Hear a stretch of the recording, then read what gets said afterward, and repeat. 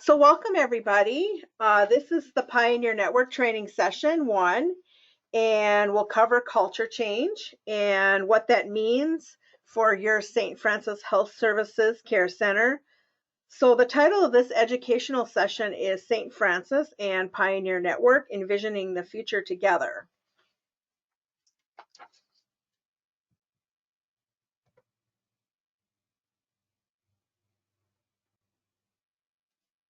To demonstrate this, we are going to do a little icebreaker exercise. Usually this works best when we're together in a person, in a group, but let's go ahead and try this. I will begin by sharing something about myself. And when you hear something that you connect with and have something in common with me, go ahead and unmute yourself and then say, I'm connected. And then we will want you to tell us something about yourself. And then somebody else will, when they recognize something that they have in common with you, they're gonna come in and say, I'm connected. And then we'll do this a few times.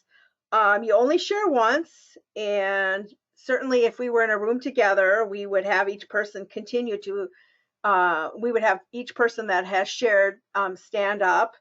But since we are doing this in a webinar format, we have to adapt it just a little bit. So now there are some rules on this. We don't want you to say your occupation and where you work. Now, if you don't have audio capability, hopefully most of you do, but if you don't, then you can use the chat feature. So I'll open that up and make sure that I can see the chat.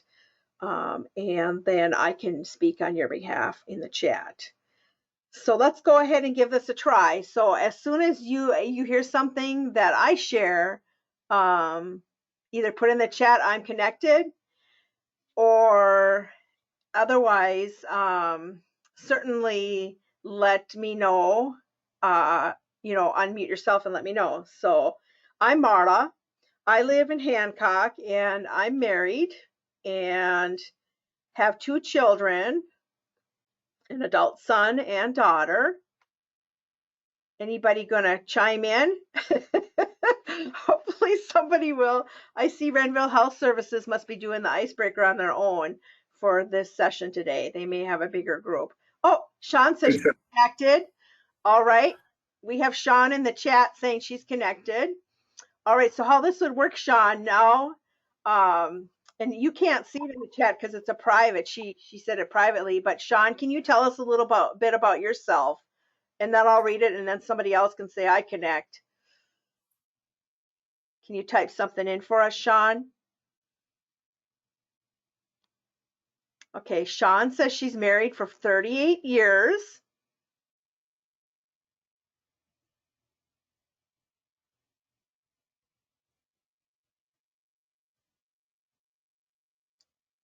I did foster care, she writes.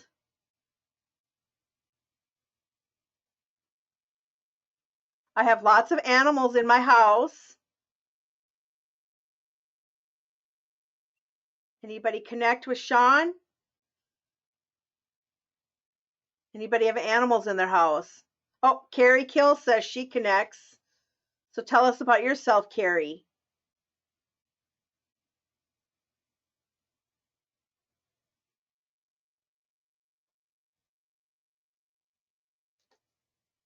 I have 2 children.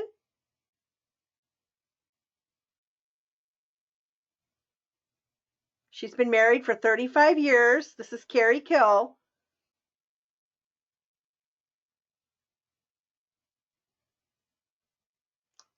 Only has 1 dog. Anybody connect yet?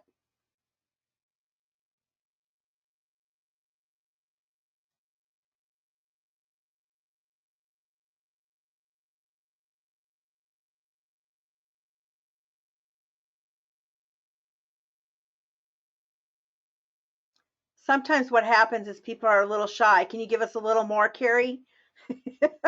Any hobbies?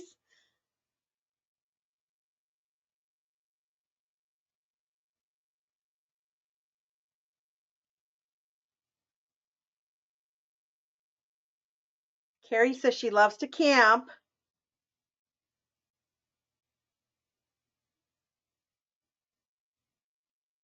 And you can unmute and talk if you connect. say I connect, or put it in the chat.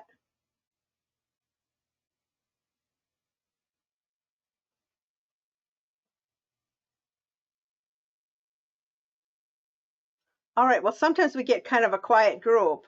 Anybody connect with loving to camp or has a dog or children or married?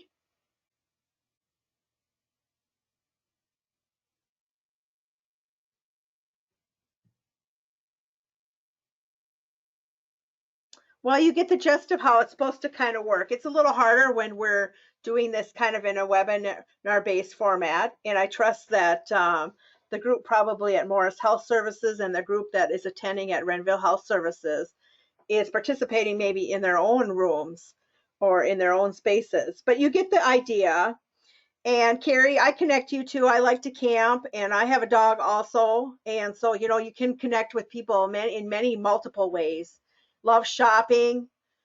I'm sure we have a few people that love to shop out there. So you get the idea. And so this is a good little exercise to do, and it shows how we're all connected. Like I said, if we were all in a room, you would stand up and then you would do this until everybody's standing. So we do this little exercise to not only get to know one another, but it also shows that we are connected in some way and have a lot in common. And as we get to know a person, we discover some similarities, common interests, sometimes a shared history, and etc. So now I ask you, why do you think it's worth taking the time? That's hard because they're in sports. All right, somebody that is not muted. Hold on, guys. Maybe do it after school.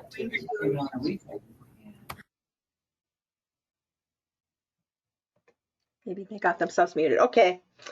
All right. So now I wanted to ask you, why do you think doing an exercise like this is important?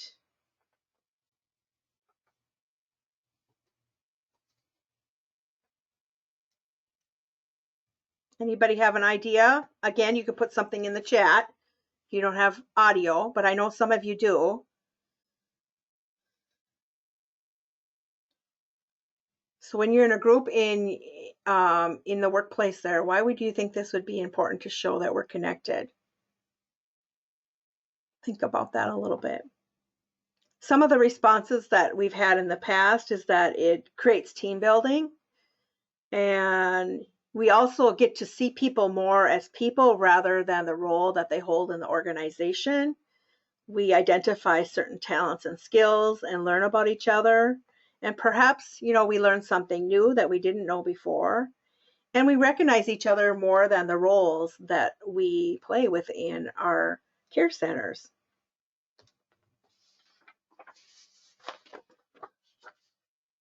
Okay, so moving on. So as we think about connection, on this slide are two mission statements. One is the mission statement of St. Francis Health Services, and the other is the Pioneer Network mission statement. Is anybody willing to unmute and read both of the mission statements and help me out? So you don't have to listen to me the entire time. Anybody want to unmute?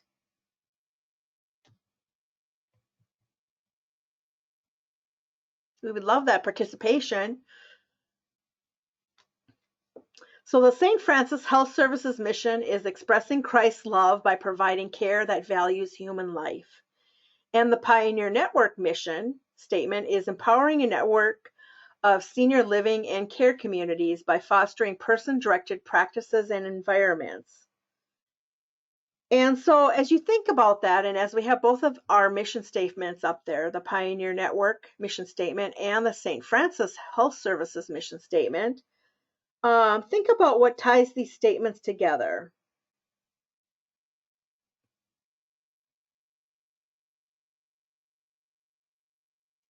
Any ideas? Is there anything that jumps out to you that is similar or jumps out to you? And again, you can unmute or you can put something in the chat.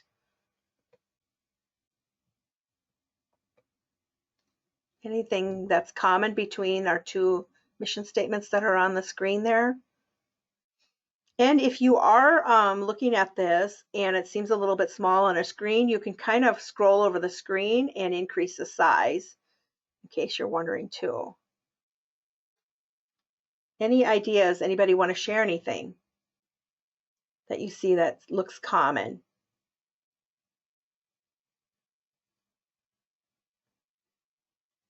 Well, there's the value of human life shown by empowering people, and then hearing the voice of the individuals that we serve, and there's value of life by creating environments that reflect home. And so just thinking about that, you know, and recognizing that we are connected and that our mission statements really do tie together nicely as we move forward with our Pioneer Network person-centered, person-directed care trainings.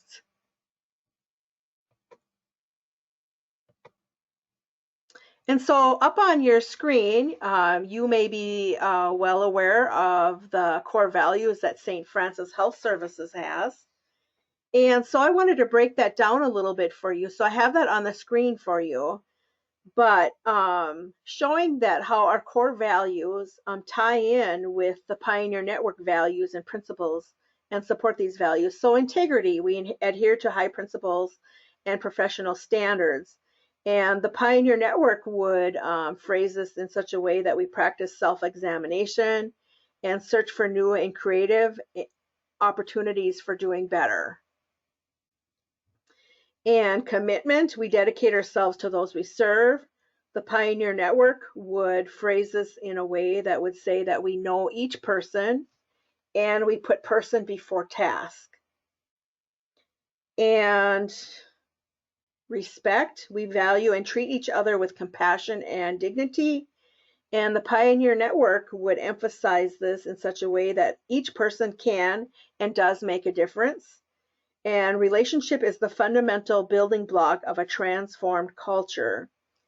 And do unto others as you would have them do unto you. Risk-taking is a normal part of life. And under excellence, we have the passion to do our best. And Pioneer Network's vision highlights that we are creating a culture of aging that is life-affirming, satisfying, humane, and meaningful. And service, we contribute to the well-being of others.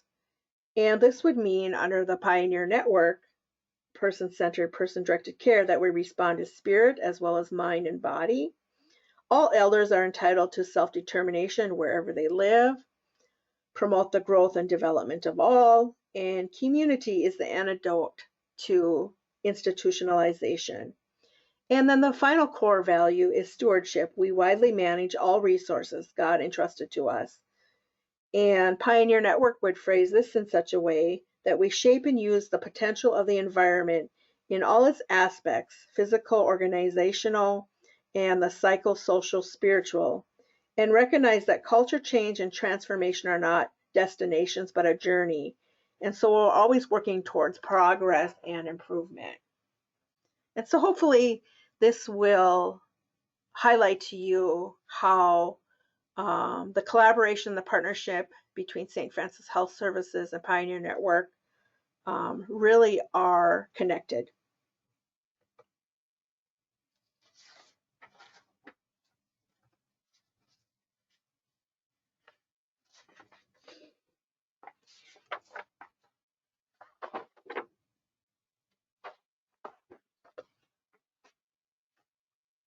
Okay, I'm going to go back one here.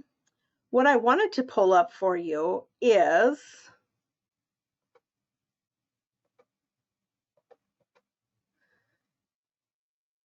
and you may have received this in a handout. If not, you can talk with your Pioneer Network, your Care Center's Pioneer Network trainer. And so what we really want you to be familiar with is the Pioneer Network values and principles. And so on your screen, and if you receive the handout, if not, you'll have to talk to your Pioneer Network trainer. Otherwise, you can reach out to me too, and I can get that sent out to you via email. But the Pioneer Network has values and principles. And so I'll just read through this first little bit of section here when we commit to these values and principles, because they're really important. And if you get a chance, hopefully you can get like a card, like I have one in my office here that is like on a laminated, a smaller card. And it'd be nice if you could have that to reference often or look at it. Maybe read one principle and value a day, and then think about how you can put that into practice as you're out in your care center working and interacting with residents. But anyways, these values and principles are to know each person. Each person can and does make a difference. Relationship is the fundamental building block of a transformed culture. Respond to spirit as well as mind and body. Risk-taking is a normal part of life. Put person before task. All elders are entitled to self-determination wherever they live.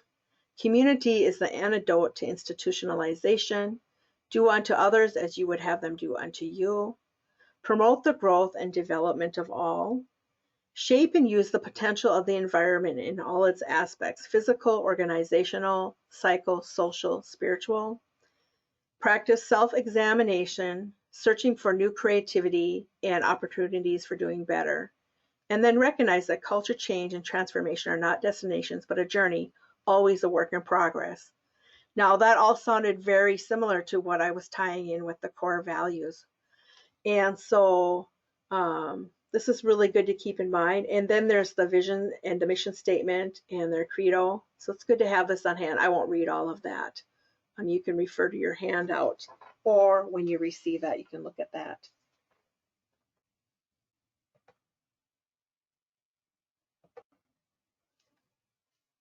You are going to hear these three terms used. Sometimes they are used interchangeably, but they do have some subtle differences.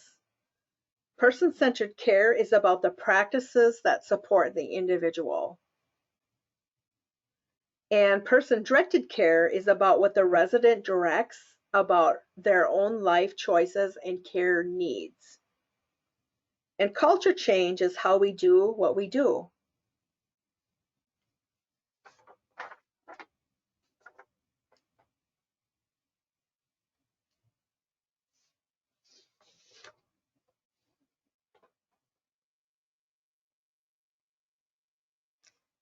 And I'm going to bring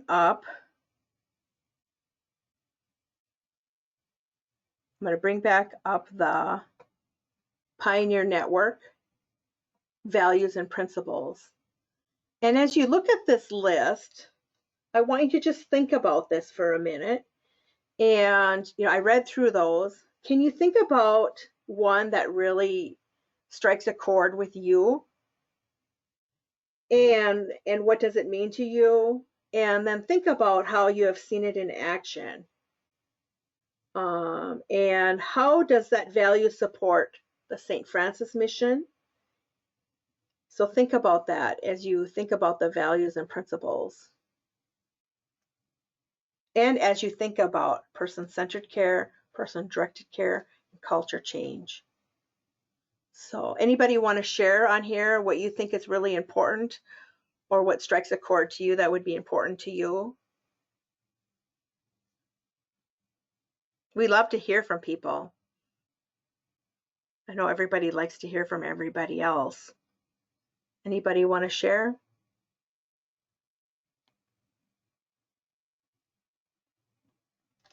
You can also put it in the chat if you want. Okay, somebody says put person before task. Yes. That's very important. Sometimes we get so busy in our routines and in our structures and everything that we have to do that sometimes the person gets lost in that, because we have a schedule of tasks that we need to get done. And putting person before task is very much a key value and principle to understand. Any other ones?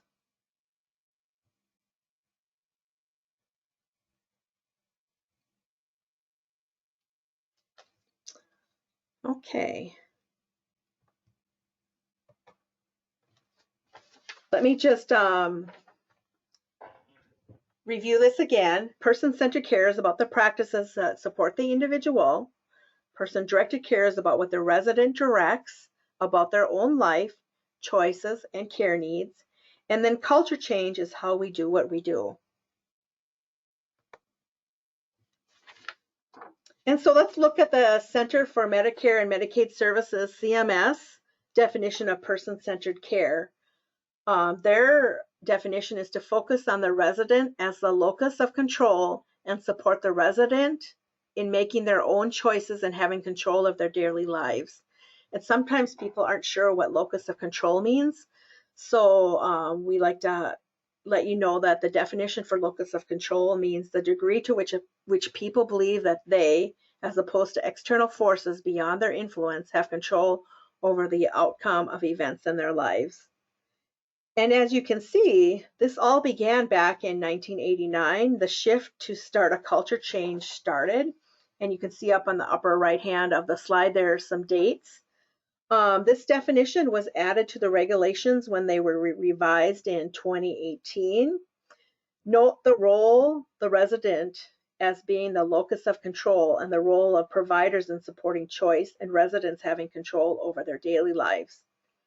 And St. Francis Health Services is on a journey to transform its culture to make the progression from institutional or traditional models of care to more individualized, person-centered, directed practices that embrace choice and autonomy.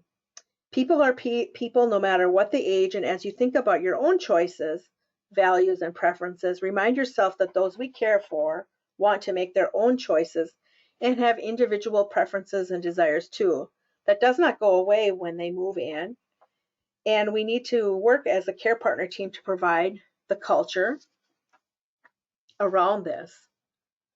So to end this first session, I'm going to show you a video that summarizes culture change and person-centered care.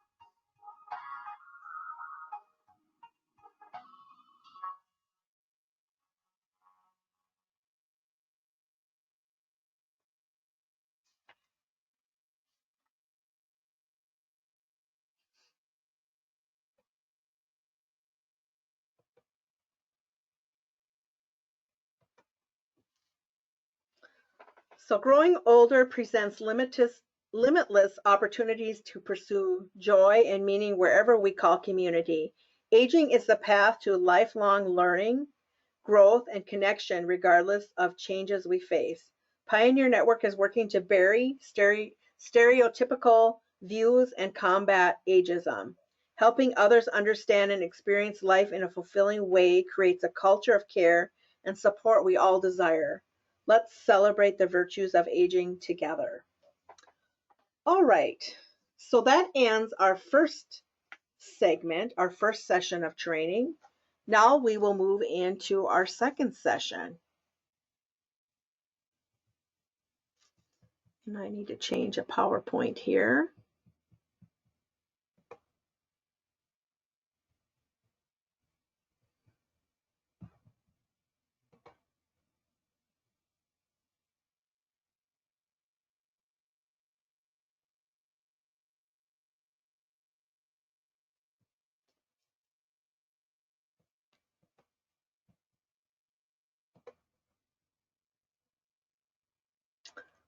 Okay, we will move into our next session. Let's get that down.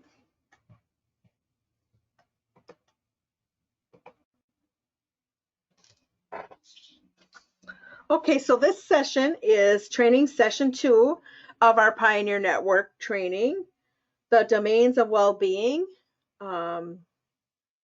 They need to be understood to further explore how to support person-centered care. The domains of well-being are based on the Eden Alternative. Domains of well-being are integrated into Pioneer Network's culture change movement. These are also included in the interpretive guidelines of the latest revisions of the CMS nursing home regulations. And we often talk about resident rights. The domains of well-being in person-centered care really emphasize those also.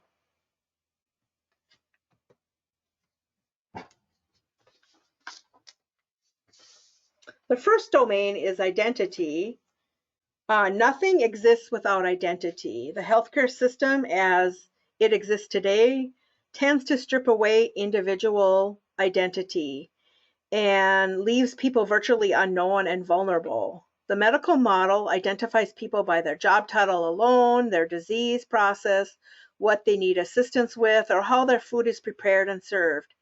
If you need increased assistance with daily life, you tend to find yourself compartmentalized and grouped with others in similar situations. We tend to group people by diagnoses, for instance, like those with diabetes or those with heart disease, or based on level of assistance. We refer to people, they're independent, or they're an assistive one, or total care. Your identity is now tied to others, and assumptions are often made, and individual identity can become lost as we treat those in these labeled groups the same. Becoming well-known is a hallmark value of the Eden Alternative, of which the Pioneer Network person-centered care came out of. Part of knowing each other deeply involves acknowledging our strengths and what we each have to offer. How we bring forth these strengths each day is a powerful way to celebrate each other's unique individuality. And identity means being well-known, having personhood, individuality, wholeness, and having a history. And as you think about this, some important questions to ask are, how do we get to know each other in a way that highlights each person's unique identity? How do conversations among team members reflect they know the individual's identity? How are strengths acknowledged as part of each individual's identity? And how is this incorporated into care planning? In written language, how is each individual's identity revealed? Identity is so important as we begin a relationship and as we understand how to best meet each individual resident's needs, desires, and wants. This basic understanding helps us incorporate this into care individually as we understand each resident's identity.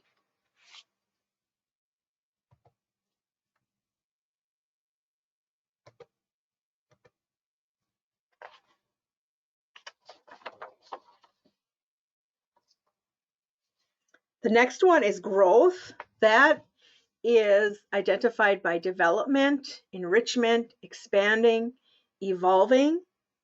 The institutional model of care focuses on mitigating decline and changes in ability. The person-directed model offers a radically different belief. Longevity gives forth its own promise and potential. The opposite of growth is death, physical and spiritual. Individuals living with frailty continue to grow and teach us how to be human beings in a caring community. Everyone has the potential to be a growth partner to someone else. We thrive when we have good medical treatment and appropriate care.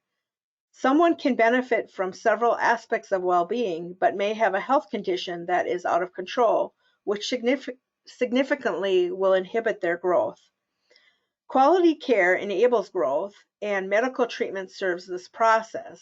Care, helping another to grow, and medical treatment are skillful partners. Care for the individual comes first and foremost. This is where you ask, how does the care partner team promote growth based on individual strengths and goals? How are the strengths, dreams, and goals individualized and captured and shared? In what ways does the resident want to share a new life experience and knowledge? I think sometimes in our care centers, we tend to not recognize that the individuals that we are working with have that opportunity to grow. And so, as we know the person, what are their wishes? How do they want to grow? And then tapping into those strengths.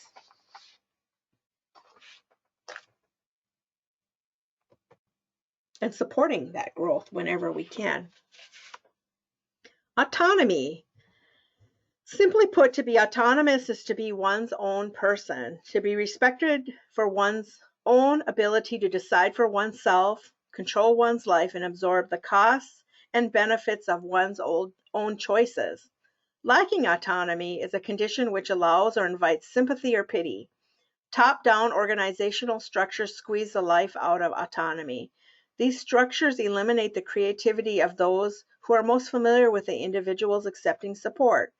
As a result, those who are likely to have the strongest impact on an individual's daily life experience are the least involved in important decision-making. The Eden alternative reminds us that the opportunity to give as well as receive is an antidote to helplessness. People who identify as caregivers sometimes perceive good caregiving as doing everything possible for another individual. However, this well-meaning generosity can lead to learned helplessness and diminish individual choice. And it can take away that sense of autonomy or self. This imbalance of care ultimately destroys autonomy for everyone involved actually in the care relationship. In contrast, the concept of care partnership reminds us that care is not a one-way street, that opportunities give as well as receive are abundant and available to everyone on the care partner team. Care partnership as a way of relating to each other helps us optimize choice. That's why you will hear me say care partner team instead of care team. So as you think about this, questions to ask: how is each individual allowed to make choices? And how do we as a care partner team optimize individual choice? What assumptions have been made by the care partner team and how do they limit choices? How does each resident get to have an active role in daily decision making? Adding the word partner to care team and creating care partner team starts to shift that way of thinking a bit, and then helps support that autonomy by reframing our approach, and helps to improve our culture to support autonomy. And as you can see on this slide, autonomy is summed up as liberty, self-governance, self-determination, immunity for the arbitrary exercise of authority, choice, and freedom.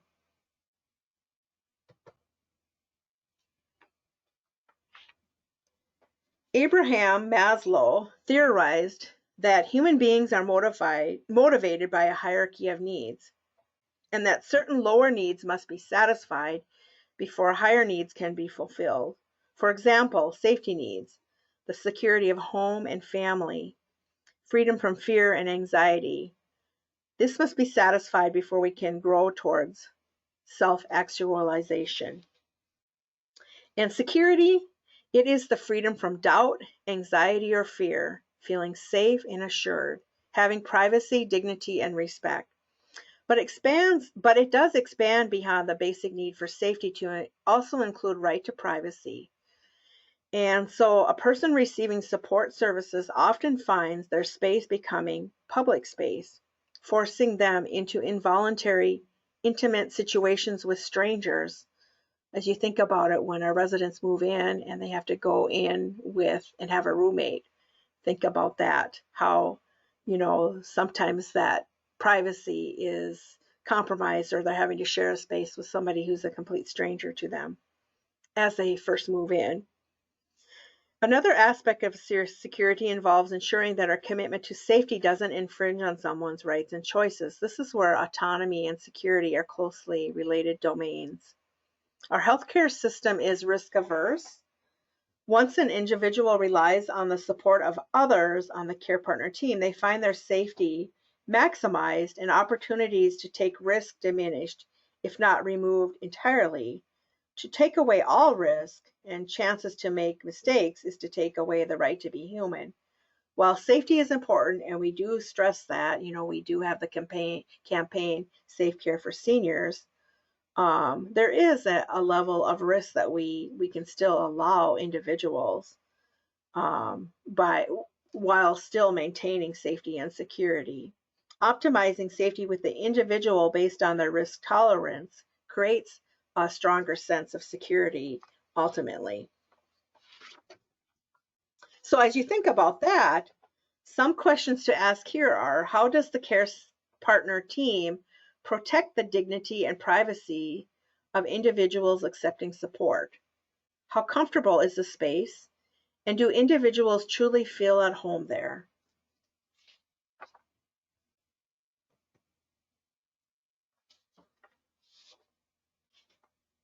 Connectedness. Studies show physical and emotional benefits to staying connected with loved ones and with one's environment. Connectedness is more than being surrounded by people who are friendly or skilled in customer service. It is about being in meaningful and sometimes deep relationship with others. It is about being a part of something that is bigger than ourselves. It is about being surrounded by things that have personal meaning for us throughout our homes. It means knowing our history and looking forward to our future. During our lives, many connections can be lost. We retire, spouses and friends die, children, friends, and neighbors move away. We are homebound and don't get out as much. All of these place us at high risk for feeling disconnected. Individuals can become disconnected from the past by loss of familiar relationships, places, and personal possessions, and from the future by loss of hopes and dreams. Thus, the present reality becomes endless days of loneliness, helplessness, and boredom. As this seeps into their spirits, many disconnect completely from the physical and social environment. A person-directed model seeks to reconnect all members of the care partner team with the past, present, and future, with their environment and with their hopes and dreams. Consistent care partner relationships is the beginning of this reconnection, creating a home space that is filled with meaningful items and not just medical trappings continues the connections. Restoring relationships and making peace with one's life can be another way to foster connectedness. The possibilities really are endless as we get to know each other's stories. And questions to ask here include, what actions are the care partner team taking to sustain and strengthen connectedness for all? There are the internal connections, but have you also considered the community connections? Of course, the community connections has been very limited and affected and been more difficult now with the pandemic. But those internal connections and those community connections are all very important to the individual.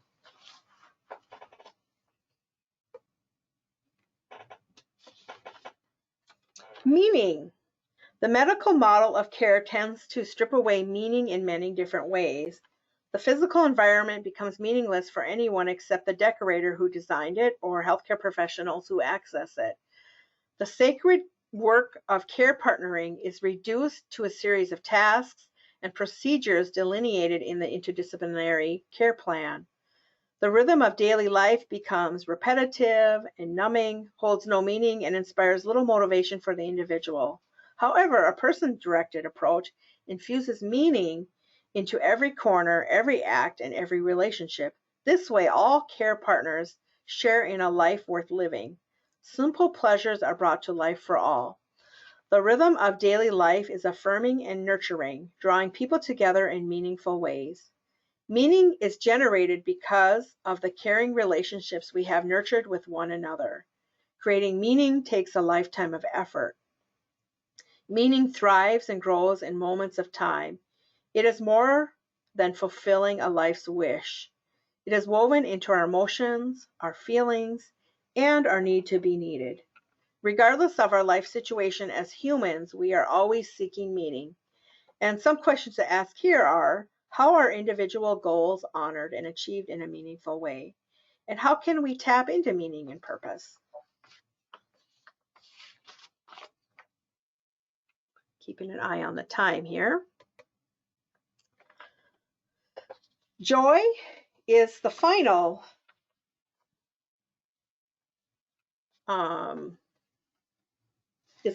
domain of well-being. And joy is defined as happiness, pleasure, delight, contentment, and enjoyment. And joy is a short, simple word that describes the best, most elusive dimensions of human experience.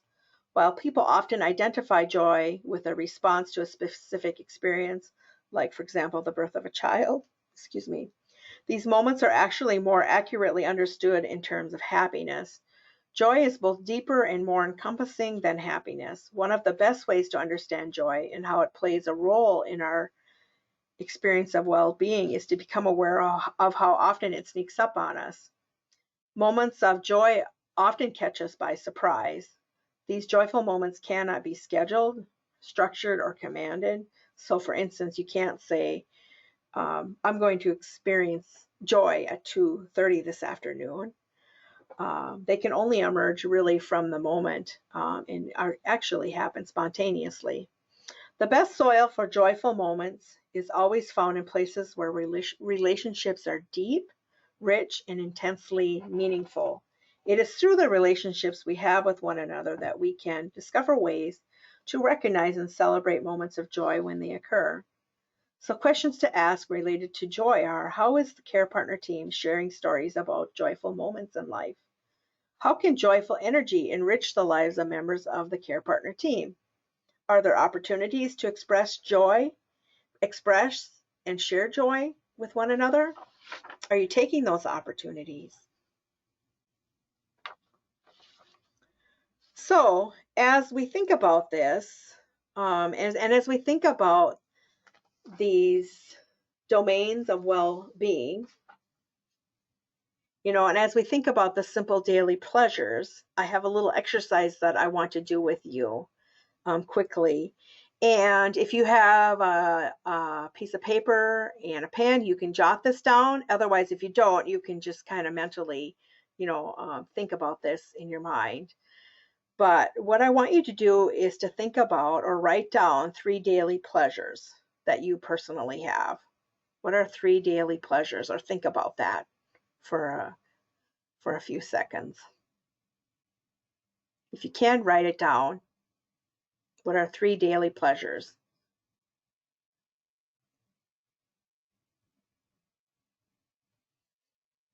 Is anybody willing to share what a daily pleasure is for them? What's a daily pleasure that you have? And you, like I said, you can put it in the chat.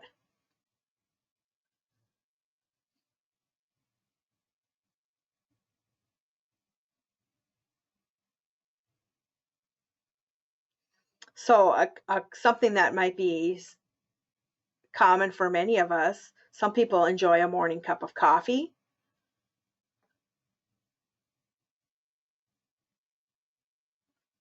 All right, we have a comment. Coffee, walking in my house after work. Her granddaughter, getting a good night's sleep. Yes. What are some other daily pleasures?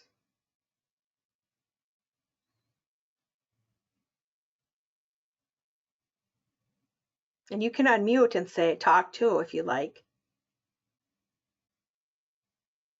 Coffee, going home after work, sleeping. Yep. Some like to go for a walk or have an exercise routine that they like. Reading, devotions.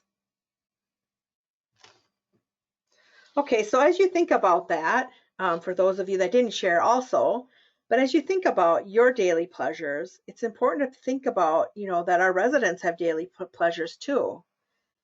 And this didn't change when they moved in. So think about that and think about, how do we honor the preferences of residents?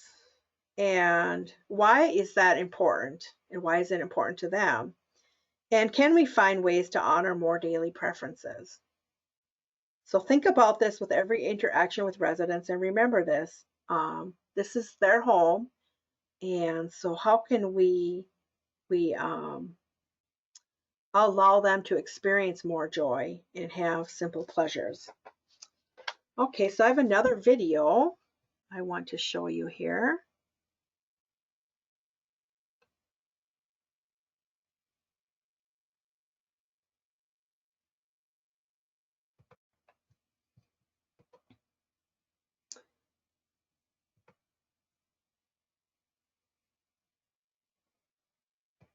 We all have preferences about how we like to live our daily life. Preferences are choices we make about a broad range of behaviors and activities, such as who we spend time with and the activities we enjoy. Preferences reflect how people like their needs and values to be met. Striving to fulfill these needs creates motivation to engage in life. You've heard about Maslow's hierarchy of needs that explains human motivation. Once our basic needs for shelter and food, for example, are met, people are motivated to seek things in life that are meaningful to them. People flourish when they're doing things that they prefer to do and that are meaningful to them. Fulfilling preferences are important because it leads to a sense of well-being and the opportunity to thrive. Preference fulfillment plays a large part in person-centered care for people who receive long-term services and support. When a person's preferences are ignored, their well-being is diminished. Alternatively, supporting the fulfillment of an individual's important preferences can promote well-being. Person-centered care promotes choice, purpose, and a greater sense of connection for those who need assistance in daily life. Person-centered care means that the individual is at the center of the process and is supported to achieve the highest level of physical, mental, and psychosocial well-being that is practically possible. As part of person-centered care, we learn about each person's choices and everyday likes and dislikes. This ensures that our care supports each person's well-being and ability to thrive. Through our research, we have created a tool to assess preferences, called the Preferences for Everyday Living Inventory, or PELI for short. The PELI assists provider communities in learning about what is most important to each individual in order to provide person-centered care based on preferences. The PELI interview asks about a range of topics, from activities to daily schedules and with whom individuals wish to spend their time, among other things.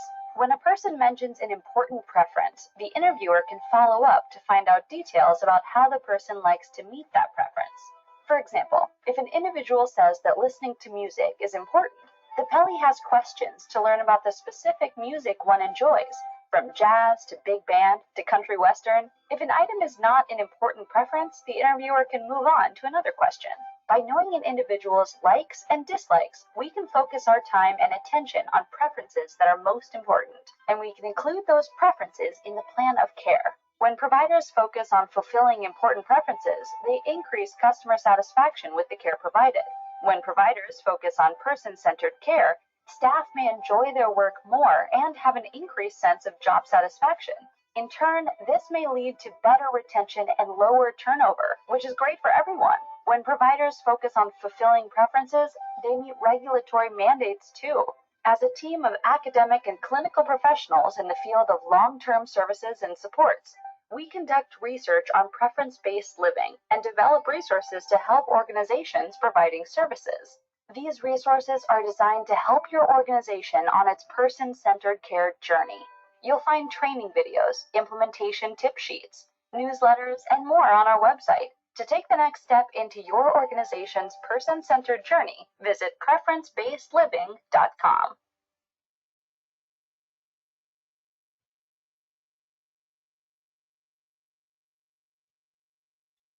Okay, so that ends. Customize and save. Didn't want that to start.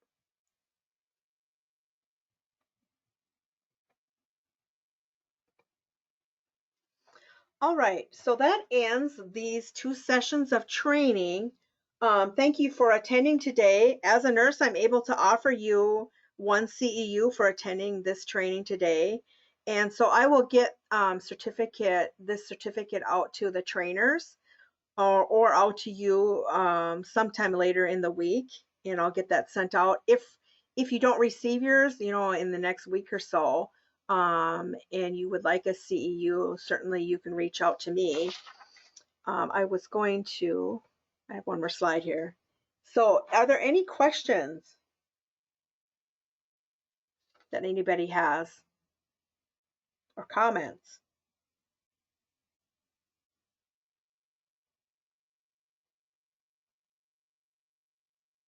If you should have additional questions, or if you don't get your CEU certificate, you can call or email me. My contact information is up on the screen.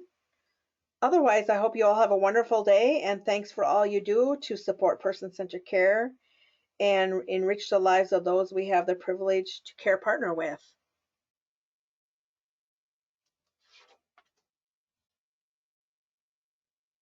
Thank you.